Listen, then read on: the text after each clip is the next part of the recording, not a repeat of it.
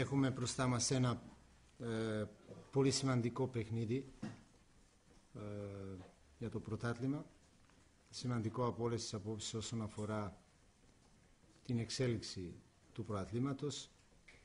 Ένα παιχνίδι με μια πολύ καλή ομάδα, μια ομάδα που βρίσκεται το τελευταίο διάστημα σε καλή αγωνιστική κατάσταση.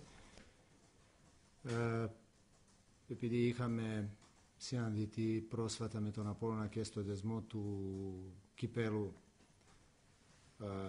σίγουρα ξέρουμε ότι είναι ένας αντίπαλος που είναι ικανός για όλα μέσα στο αγωνιστικό χώρο όσον αφορά και το παιχνίδι, έχει μια ποιότητα στην ομάδα, ανταγωνιστική ομάδα, και περιμένω ένα πολύ δύσκολο παιχνίδι.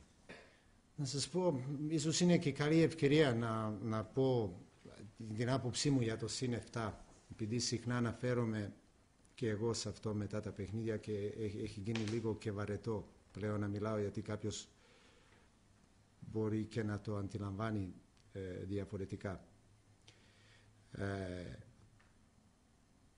Διαβάζοντας και βλέποντας, πιστεύω ότι το +7, έτσι όπως μεταφέρεται προς τα έξω, είτε αφορά παράδειγμα τους δημοσιογράφους ή τους φιλάθλους, είναι μια καραμέλα που είναι καλή για τους ίδιους και όχι για μας.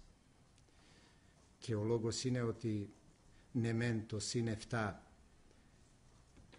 δεν πάει να είναι κάποιο πλεονέκτημα προσωρινό, γιατί για να τελειώσει αυτό το πρωτάθλημα θέλουμε άλλες 14, αν δεν κάνω λάθος, 14 αγωνιστικές. Άρα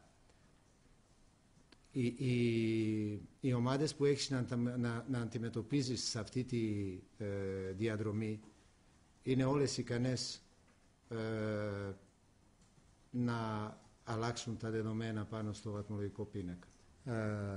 Δεν τίθεται θέμα να μην αποσχολείται από είτε προσωρινά είτε μελλοντικά όσον αφορά την περαιτέρω ενίσχυση αυτής της ομάδας, πάντα στα πλαίσια της λειτουργίας της ομάδας όπως το κάνουμε τα τελευταία χρόνια. Όμως για να γίνει μια μεταγραφή πρέπει να υπάρχει σίγουρα και οι περιπτώσεις παικτών που μπορεί να υπάρχει πραγματικό ενδιαφέρον για αυτούς βάσει της ανάγκης της ομάδας.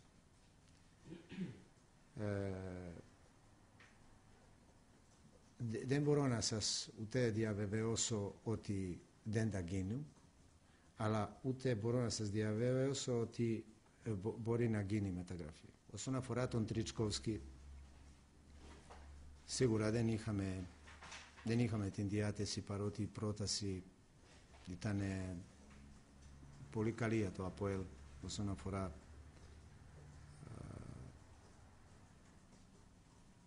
τα χρήματα. Εκείνο όμως που σε αυτή την περίπτωση εγώ προσωπικά είμαι ικανοποιημένος είναι ότι πάντα έλεγα ότι ομάδες τύπου ΑΠΟΕΛ πρέπει πλέον να σκέφτονται λίγο και την εμπορική αξία της ομάδας όσον αφορά, παρότι βρισκόμαστε στην Κύπρο και ξέρετε πολύ καλά ότι το πρωτάθλημά μας δεν συγκαταλείπεται σε κορυφαία πρωταθλήματα στην Ευρώπη, όμως δεν πάει όμως κάθε ομάδα σαν το ΑΠΟΕΛ να πρέπει να προσπαθήσει στη διάρκεια να ξεφεύγει από τα παλιά, τα έλεγα, τα σύνδρομα, παίρνοντας ποδοσφαιριστές που είναι ουσιαστικά στο τέλος της καριέρας του. Πρέπει πλέον να λειτουργήσει σαν μια ομάδα που θα πρέπει να αποκτήσει και μια εμπορική αξία, γιατί πλέον στο σημερινό ποδόσφαιρο η εμπορική αξία της ομάδας κρίνεται ουσιαστικά από την αξία των ίδιων ποδοσφαιριστών που έχεις.